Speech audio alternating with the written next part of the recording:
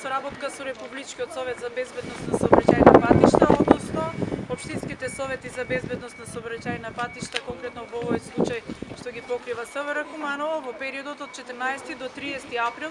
спроведува засилени мерки и активности во акцијата за поголема безбедност на пешаците во сообраќајот. Целта на ваквата кампања е да се стави акцент на сите учесници во сообраќајот за почитување на сообраќајните правила и прописи, првенствено нели за осознавање на тоа дека и пешаците се дел од учесниците во сообраќајот, да се има поголемо внимание кон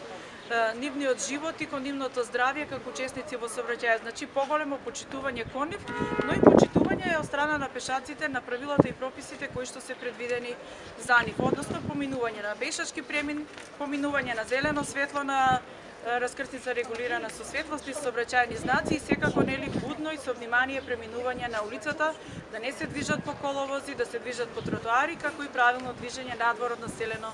место. Значи во овој тековен период, покрај тоа што спроведуваме акцијски контроли во кои што на прекршителите им се изрекуваат покани за учествена сообраќајна поука, која што се одржува од наши полициски службеници во СВР Куманово, спроведуваме исто така акции во кои што ученици од основните училишта ја посетуваат полициската станица и со нашите полициски службеници на терен практично учествуваат во работа, односно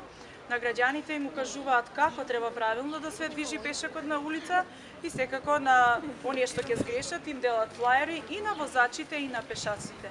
Значи, вообичаено тоа се прекршоци кои што ги чинат возачите кон пешаци, недавање предимство на пешачки премин и пешаците нели кои што невнимателно поминуваат или поминуваат на црвено или надвор од пешачки премин. Имате ли некои конкретни податоци, например,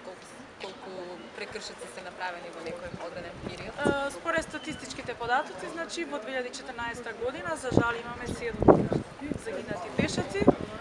Во 21 случај, значи по грешка на пешаци се случени сообраќајни незгоди. Инаку во текот на годината вакви акции сообраќајни поуки се спроведуваат постојано. Минатата година на ниво на СВР некаде околу 600 учесници на сообраќајни поуки имаме, кои што претежно се значи пешаци и возачи кои што сториле прекршок во однос на пешаците. Значи, каква е постапката, нели, кога некој пешак нема да премине на пешачки премин? Прво оди полука, опомена, што каква е постапката? Кога ќе се спроведуваат акциите, прво оди покана за сообраќајна поука, доколку присуства на таа поука, значи нема никаква санкција, воспротивно, по завршување на сообраќајната поука се спроведува постапката исто како на терен да му е врачена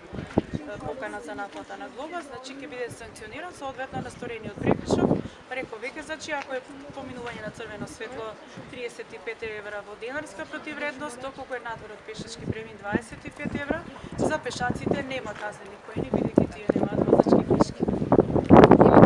Инаку денеска, значи се учесници на оваа акција и на пораката која што нели младите сака да ја упатат да се внимава на нив како учесници во сообраќајот, особено во непосредна близина на училиштата, се учениците кои што победија на општинскиот надпревар Лински семафор 2015 година и кои што ќе учествуваат на регионалниот надпревар. Значи, прво со нив почнуваме, а понатаму ќе имаме речиси секојдневно вакви